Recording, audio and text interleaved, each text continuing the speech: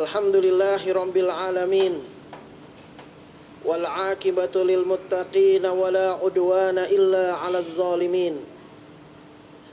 Asyhadu an la ilaha illallah wahdahu la syarikalah. Iyyahu na'budu wa iyyahu nasta'in. Wa asyhadu anna Muhammadan 'abduhu wa rasuluh alladzi ballagha ar-risalah wa addal amanah wa nasahal ummah wa jahada fillahi haqqa jihadihi hatta atahul yaqin.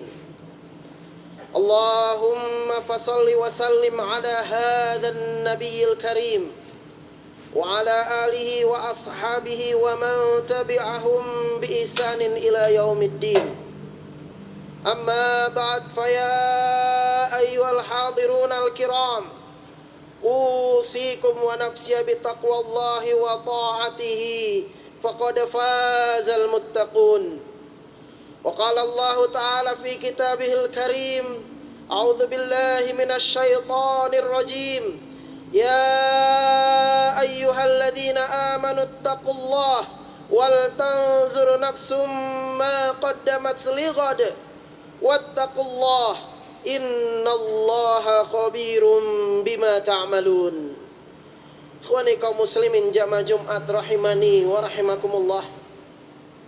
Dalam sebuah hadisnya baginda Rasulullah sallallahu alaihi wasallam bersabda bahwa iman itu akan menjadi usang di dalam hati seorang manusia, seperti atau sebagaimana pakaian itu menjadi usang. Diriwayatkan oleh Al-Hakim bahwa iman itu dia pernah bersemayam di dalam hati kita, di dalam jiwa kita. Tapi kalau kita tidak menumbuh kembangkan iman ini, tidak mengkultivasi iman ini, maka iman itu akan menjadi layu dan tidak berkembang. Allah Subhanahu wa taala juga mengingatkan dalam firman-Nya, innamal mu'minuna alladzina amanu billahi wa rasulihi thumma lam yartabu. Sesungguhnya orang-orang yang beriman itu hanyalah orang-orang yang beriman, meyakini Allah Subhanahu wa taala dan Rasulullah sallallahu alaihi wasallam, kemudian ia tidak ragu akan keimanannya itu. Maka kalimat ini mengingatkan kepada kita bahwa ada potensi dalam kehidupan ini ketika seorang hamba sudah beriman kepada Allah Subhanahu wa taala, lalu dalam perjalanan kehidupannya ia berada dalam kondisi yang ragu akan keimanannya itu sendiri. Ikhwani kaum muslimin jamaah Jumat rahimani wa rahimakumullah. Lalu seperti apa kita menumbuh kembangkan iman ini? Yang pertama adalah iman yang membangun paradigma, iman yang mengkonstruksi perspektif berpikir kita. Lihatlah Ashabul Kahfi, para pemuda yang mengubah paradigma memandang kehidupan ini. Andai cara berpikirnya sama saja dengan manusia kebanyakan pada saat itu, yang taat dan tunduk pada rezim penguasa di zaman itu yang menghendaki masyarakat untuk beribadah pada berhala-berhala yang diberi otorisasi oleh pemerintah pada saat itu, maka Ashabul Kahfi tidak akan pernah sampai kisahnya pada kita hari ini. Perspektif iman merubah mereka. Mereka tidak seperti manusia pada umumnya yang menerima begitu saja kondisi itu. Andai mereka sama dengan manusia pada umumnya, maka ia akan menikmati saja kehidupan yang mapan, kehidupan yang aman, kehidupan yang nyaman. Tapi perspektif iman mengantar Ashabul Kahfi tinggal di dalam sebuah gua, tempat yang sangat minim sekali fasilitas. Jangankan sinyal network, listrik pun tidak ada. Jangankan tempat tidur, mereka harus beralas tanah di dalam gua yang sempit, di dalam gua yang gelap. Tapi karena iman, perspektif mereka mengatakan gua yang gelap dan sempit itu adalah surga bagi mereka, karena disitulah mereka bisa mengamankan, menegakkan iman mereka kepada Allah Subhanahu wa ta'ala. Lihatlah yang tidak kalah spektakulernya, para tukang sihir Firaun.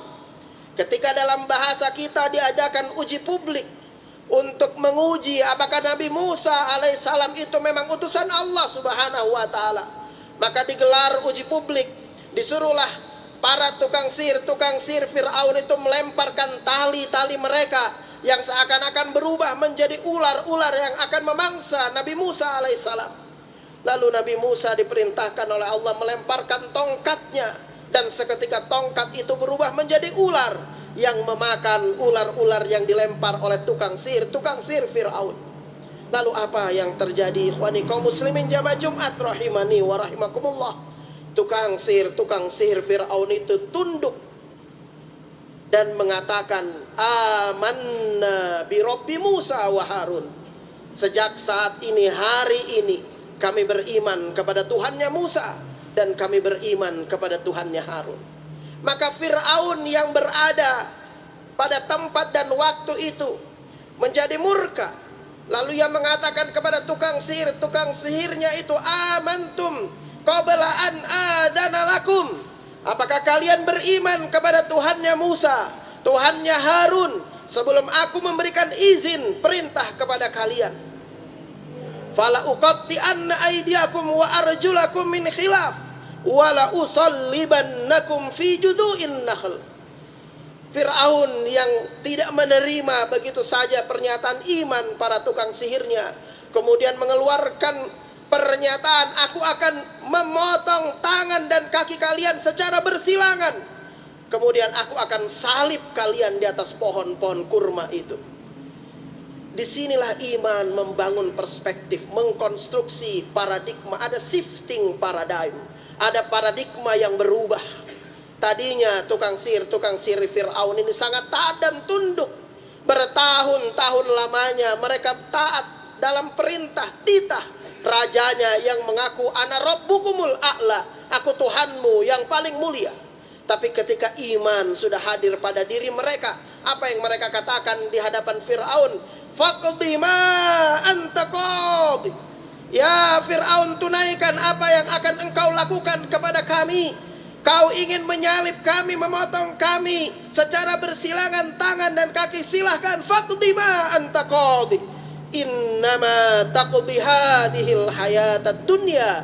Sesungguhnya yang kamu lakukan itu hanyalah kehidupan dunia saja. Ikhwani kaum muslimin jamaah Jumat rahimani wa rahimakumullah. Inilah perspektif iman yang ingin kita tumbuhkan dalam diri kita. Ketika iman ini sudah hadir dalam diri kita, maka kita memandang dunia ini begitu rendah, begitu hina. Kita memandang kehidupan ini, meletakkan posisi kemuliaan keimanan itu, karena kita yakin bahwa kekuasaan itu hanya milik Allah Azza wa Jalla. Lalu yang kedua, ikhwani kaum muslimin jamaah Jumat rahimani wa rahimakumullah, iman seperti apa ingin kita tumbuhkan dalam kehidupan ini sehingga dia terus bertambah, adalah iman yang membangun kepercayaan diri, meningkatkan konfidensi. Lihatlah Nabiullah Ibrahim alaihissalam, ketika ia menemukan bahwa bintang, matahari, bulan yang begitu besar bukanlah Tuhan alam semesta ini, dan beliau menemukan bahwa Allah subhanahu wa ta'ala adalah pencipta alam semesta dan isinya ini. Ia sendirian pada saat itu, dan ia masih berada dalam usia yang sangat relatif muda. Maka ia pulang kepada ayahnya, ia pulang kepada kaumnya. Lalu ia katakan kepada kaumnya, apa yang kalian sembah ini? Apa berhala-berhala yang kalian sembah ini? Hal yasma'unakum ittada'un. Apakah berhala-berhala ini mendengar ketika kalian berdoa meminta bantuan kepada berhala-berhala ini? Aw yamfa'unakum aw yadurrun. Ataukah berhala-berhala itu ketika kalian meminta maka dia bisa memberikan manfaat? Atau kalau kalian tidak menyembah berhala-berhala itu bisa mendatangkan malapetaka? Lihatlah Nabiullah Ibrahim alaihissalam sendirian, belum ada kekuatan yang begitu banyak, belum ada barisan umat yang ada di belakangnya, nyaris sendirian. Ia menjadi posisi minoritas pada saat itu. Tapi karena ada iman, ia tampil dengan penuh percaya diri, mengingatkan ayahnya sendiri, mengingatkan kaumnya pada saat itu bahwa berhala-berhala yang mereka sembah tidak bisa mendatangkan apa-apa. Atau lihatlah kisah dua pemuda yang diceritakan oleh Allah Subhanahu wa taala di dalam surat Al-Kahfi yang senantiasa kita baca dari Jumat ke Jumat, minimal dari Jumat ke Jumat. Wadrib lahum masalan rajulaini ja'alna li ahdihima jannataini min a'nab wa hafafnahuma binakhlin wa ja'alna bainahuma zar'a. Dua orang pemuda yang tidak disebut namanya oleh Allah Subhanahu wa taala, tidak dijelaskan secara persis di mana tempat kejadian itu, karena peristiwa itu serupa akan berulang dari masa ke masa. Dua orang pemuda, yang satu diberikan karunia oleh Allah Subhanahu wa taala dua buah kebun. Kebun bukan sembarang kebun, kebun dengan komoditas yang paling mahal yaitu anggur, dan bukan satu tapi dua buah kebun anggur. Kebun yang pagarnya adalah pohon kurma, dan di antara kedua kebun itu Allah berikan sungai yang mengalir di tengahnya. Setiap saat ia memberikan buah-buahan kepada pemiliknya, seorang pemuda ini, sayangnya pemuda yang memiliki dua buah kebun ini sombong di hadapan Tuhannya. Ia mengatakan kepada sahabatnya, "Ana aktsaru minka malan wa a'azzu nafara." Lihatlah, aku yang paling banyak hartanya, aku ini bangsawan. Lihatlah, bahasa kita hari ini, aku yang paling banyak followernya, paling banyak umatku hari ini. Setiap kali ia masuk ke dalam kebunnya, ia yakin bahwa kebunnya itu akan kekal abadi, tidak akan pernah hancur. Ia lupa kepada Allah Subhanahu wa taala. Lalu apa yang dilakukan pemuda yang satunya? Ikhwani kaum muslimin jamaah Jumat rahimani wa rahimakumullah. Penting untuk kita cermati ayat ini, khususnya anak-anak muda kita, karena peristiwa perumpamaan ini diberikan oleh Allah. Rajulaini, dua orang pemuda. Lihatlah pemuda yang satu, ia tidak memiliki dua buah kebun anggur.